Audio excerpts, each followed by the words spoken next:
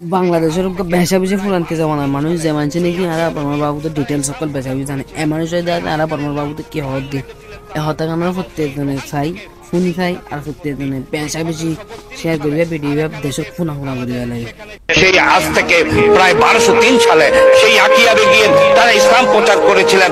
সেই আরাকানের নাম রোহাং রেখেছিলেন তারা, এবং সেই রোহাং থেকে রোহিঙ্গা জাতির উৎপত্তি। সেই 1732 সালে আরাকানে যে আমাদের সেখানে যে 14 জন রাজা ছিল, তার মধ্যে পঞ্চম রাজা কাহাতি ছিলেন মুসলমান।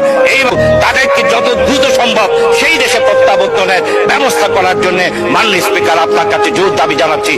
আমি এখন মাননীয় সদস্য জনাব সাইমুন সরওয়ার কমল 296 কক্সবাজার 3, আপনার সময় 5 মিনিট। রোহিঙ্গা কক্সবাজারের সবচেয়ে এবং বাংলাদেশের সবচেয়ে স্পর্শকাতর বিষয় এখন রোহিঙ্গাদেরকে আমরা প্রত্যাবর্তনের জন্য মাননীয় প্রধানমন্ত্রী জাতিসংঘে উত্থাপন করেছেন।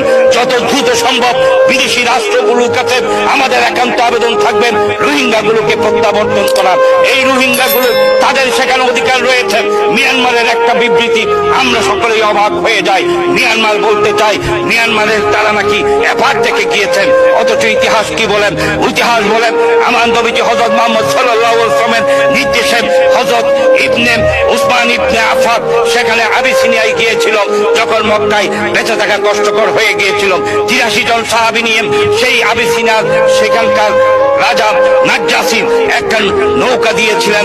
সেই নৌকায় করে তারা কেরর বন্দর হয়ে মালয় বন্দর হয়ে আকিয়া